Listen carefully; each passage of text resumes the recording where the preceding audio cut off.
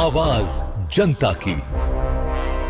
बिहार लंबे समय से भारतीय राजनीति की एक महत्वपूर्ण प्रयोगशाला रहा है, जहां से उठे कई राजनीतिक प्रयोगों ने देश की दिशा और दशा पर गहरा प्रभाव डाला है। चाहे वह जयप्रकाश नारायण की संपूर्ण क्रांति हो या फिर मंडल आयोग के बाद उभरी सामाजिक न्याय की राजनीति, बिहार ने कई ऐतिहासिक मोड़ देखे हैं।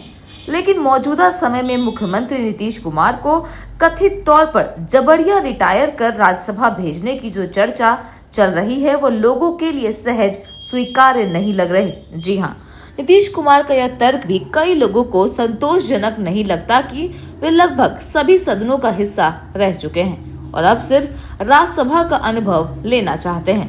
पहली नजर में यह मामला इसलिए भी अलग दिखाई देता है क्योंकि भारतीय राजनीति के प्रोटोकॉल में किसी बड़े राज्य के मुख्यमंत्री का पद अक्सर किसी भी केंद्रीय मंत्री से अधिक प्रभावशाली माना जाता है। राष्ट्रीय स्तर पर भी बिहार के मुख्यमंत्री का पद प्रतिष्ठा और प्रभाव के लिहाज से शीर्ष पदों में गिना जाता है।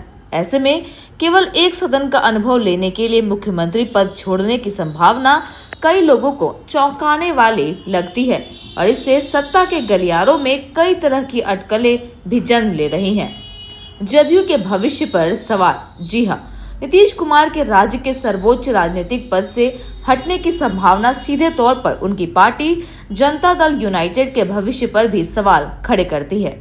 इतिहास देखें तो जनता पार्टी से ही जनता दल बना और बाद में उससे कई क्षेत्रीय दलों का जन्म हुआ, जिनमें जदयू भी शामिल है। इनमें से कुछ दल आज भी अपने अपने राज्यों में मजबूत स्थिति में हैं, जैसे उत्तर प्रदेश में समाजवादी पार्टी, बिहार में राजद और कर्नाटक में जनता दल सेकुलर।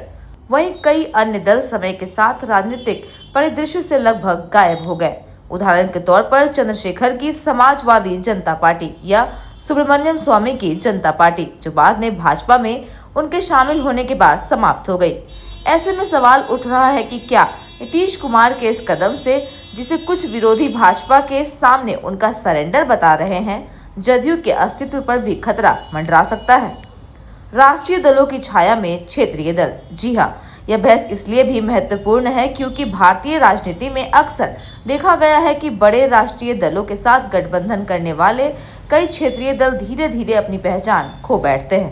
पहले यह भूमिका कांग्रेस निभाती थी, जबकि अब कई राज्यों में भाजपा के साथ गठबंधन के बाद क्षेत्रीय दलों की स्थिति कमजोर होने की चर्चा होती रही है।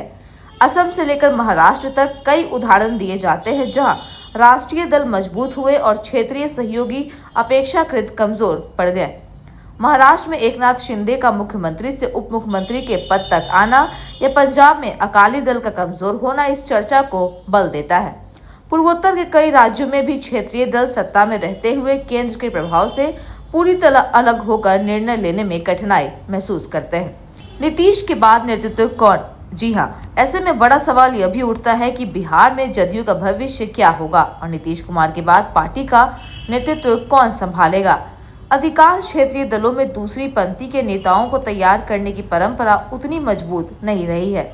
कई जगहों पर नेतृत्व परिवार के भीतर ही आगे बढ़ता है। जदयू में भी फिलहाल ऐसा ही कोई बड़ा नेता स्पष्ट रूप से नजर नहीं आता जो नीतीश कुमार की जगह ले सके और भाजपा जैसे बड़े सहयोगी के साथ संतुलन बनाए रख सके।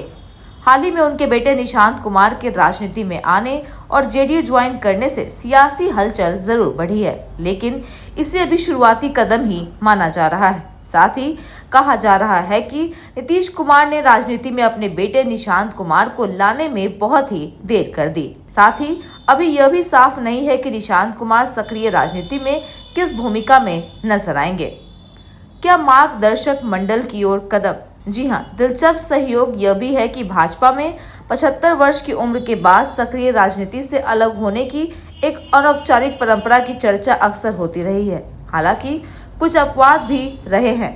इसी महीने की 1 तारीख को नीतीश कुमार ने 75 वर्ष उम्र पूरी की। ऐसे में राजनीतिक हलकों में यह सवाल भी उठ रहा है कि क्या वे खुद को धीरे धीरे सक्रिय राजनीति से अलग कर किसी मार्गदर्शक की भूमिका में लाने की तैयारी कर रहे हैं। फिलहाल यह स्पष्ट नहीं है कि यह कदम बिहार की राजनीति में क्षेत्रीय अस्मिता के कमजोर पड़ने की शुरुआत होगा या फिर किसी नए राजनीतिक समीकरण का संकेत। लेकिन इतना जरूर है कि इस पूरे घटनाक्रम ने कई ऐसे सवाल खड़े कर दिए हैं जिनके जवाब आने वाले समय में ही सामने आ पाएंगे। फिलहाल तो इस रिपोर्ट में इतना ही। ऐसी लेटेस्ट खबरों से अपडेट रहने के लिए आप हमारे चैनल को सब्सक्राइब करें और देखते रहिए न्यूज़ PR।